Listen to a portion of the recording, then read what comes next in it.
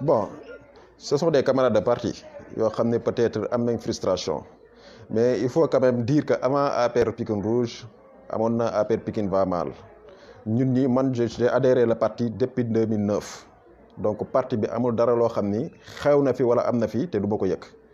frustration ak politique ñoo ànd surtout au niveau des jeunes mais dafa am noo xam ne noonu lañ ko war a gérer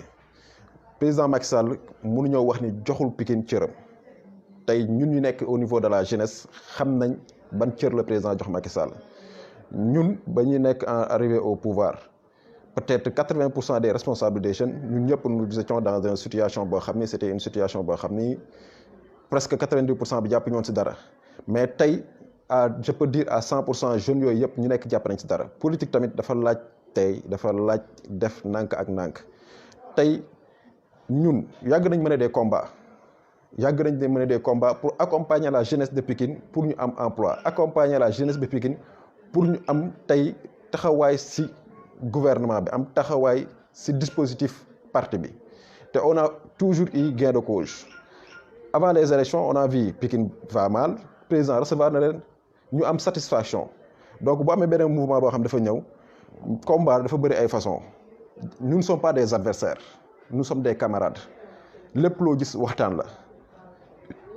radicalisme bi nga xamante ne ñoom adopté nañ ko ci parce que itam la fois dernière on se rappelle man j'étais là-bas bi nga xamante ni waa JIR bëggoon nañu seen wàccaay séminaire bi nga xamante ni malheureusement ak mesure restrictive bi nga xamante ni le ministre de l'intérieur Antoine Félix Diome jël na ko jël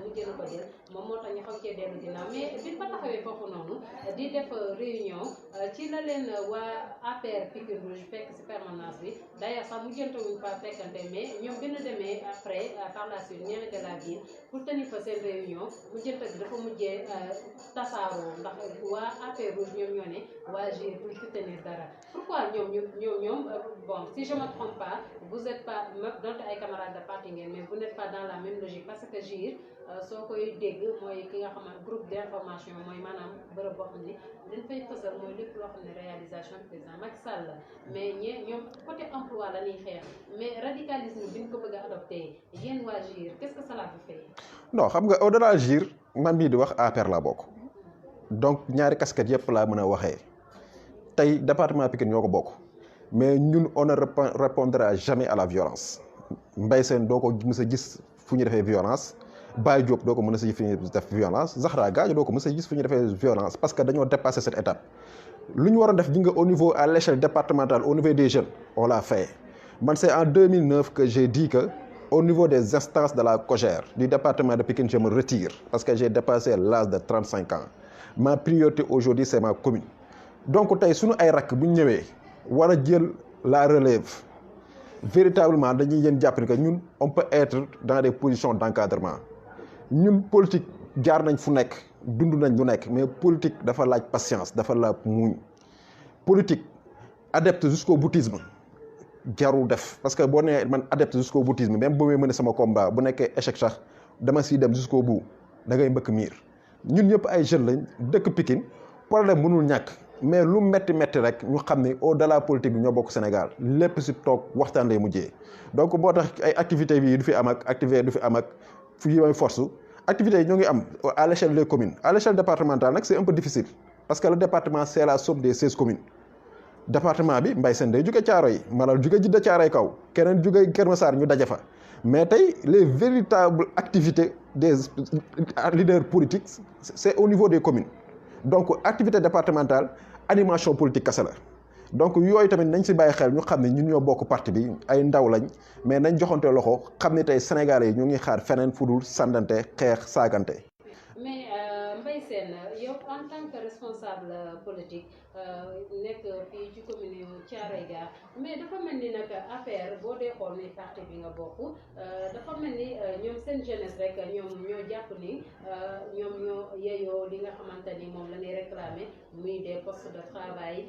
alors que au Sénégal presque daanaka jeunesse booy xool ñi si bëri peut-être li tax ñu naan liggéey ñoom amuñu ko ndax ku nekkul dans la profession libérale jafe na nga am liggéey boo xamante ni mën na la taxam yenn stabilité yi mais tey rek gis na ne jeunesse Podor bi ñoom itam ay apéristes ñoom itam ñuy mëne benn grève de faim parce que nee na ñoom it ñu ngi réclamer travail yéen xanaa yéen boo leen defee yenn yi rek Macky daf leen di ngeen bëgg da ngeen ko mujjee am alors que non am nga ni nga ko waxee ni nga terminé rek le président Macky Sall est le président de tous les Sénégalais tey nit bu nekkee da nga nekk di yëngu si dara yaa ngi si yaakaar dara donc tey di nga ko waxee tamit dafa am solo chaque année il y a 200 000 jeunes yoo xam ni dañuy dugg sur le marché de l'emploi mu nekk une question délicate boo xam ni c'est difficile à régler donc moo tax sànq waxoon naa ko patience toujours le mot patience am na loo xam ne nekkul Macky Sall moo ko war a def Macky Sall dafa déléguer ses pouvoirs nommer ay ministres nommer ay directeur général nommer ñeneen ak ñeneen ak ñeneen ñoo xam ni da leen déléguer ay responsabilités donc nit ku nekk sa gox bi nga dëkk war nga ko téye jàppale ndaw ñi jàppale ñoo xam ne tamit xam nga boo gisee jeunes yi di casse c'est normal man ak yow ñoo def la traversée du désert ñu ànd di xeex ba egg Macky Sall bu la joxee man en tant que jeune lu may xaar kat mooy accompagnement donc frustration bu amee nag on a tendance quand même à oublier nos responsables aller vers direct le président parce que malheureusement tey dañoo nekk ci position yoo xam ne Pikine problème à chaque fois bu amee c'est le président qui règle moo tax à chaque fois problème bu amee dañuy tëb département bi dem directement sur le président Macky Sall parce que gis nañ ni à chaque fois problème am na yërmande pour régler ko mais comme ni est-ce que dire que ni kon responsable yi nekk fii nii au niveau du département de Pikine comme moom moo la gën a jege li leen war dëggantaan ñoom defuñu ko. non loolu moom yàgg nañ see xeex xam nga peut-être Pikine ñaari ministre la am ak maire de la ville tey demande bu fi nekk la demande est très forte. am na ñaari député yi tam. député salaire am la am xam nga député yi sax des fois da nga leen di yërëm député yi dañ leen teg charge yoo xam ne sax attanuñu ko ñi nga nekk acteur politique dans des zones c'est extrêmement difficile un député il a que son salaire mënul lijjanti kenn dara moom sax day am ay des difficultés moom day dem di lebi banque pour faj ay soxlam donc député yi mënuñu lijjanti dara le ministre il a que son cabinet au-delà de son cabinet les directions ce sont des directeurs nommés par le président Macky Sall donc maire de la ville il fait des efforts donc politique moo demee noonu chaque fois nga régler une vague il y a une deuxième vague qui arrive tey bu nekkee 100 jeunes ñoo taxaw nga régler 100 jeunes automatiquement champs yooyu bu ñu demee il y a 100 autres jeunes yu taxaw def les mêmes réclamations moo tax day nekk problème yoo xam ni kenn du ko mën a résoudre ila yawmi diin donc c'est des problèmes yoo xam ni c'est éternel c'est un rouleau compresseur boo xam ni malheureusement la question de l'emploi c'est une question boo xam ni jeunes yi lu ñuy laaj je suis tout à fait d'accord avec ñoom parce que position bu ñu nekkoon ba fa nekkoon mun naa taxawee noonu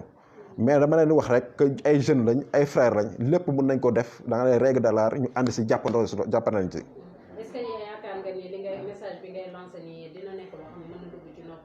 ñi nga xamante ni ñoom ils ont opté pour le radicalisme à savoir les éléments compositeurs de APR Pikine. évidemment parce que suñu ay rakk ñoo fa nekk suñu ay frères ñoo fa nekk suñu ay sœurs ñoo fa nekk combat boo ko mënee pendant 6 mois 7 mois amul résultat positif war nga mën a prendre du recul pour mettre en place beneen nouvelle stratégie yi bëri na waxtaan la ñun tëjante si benn néeg jéem a xool yenn voie la ñuy jël pour régler ces problèmes je crois que problème solution mun naa am mais nañ joxante cër boobu da see am solo.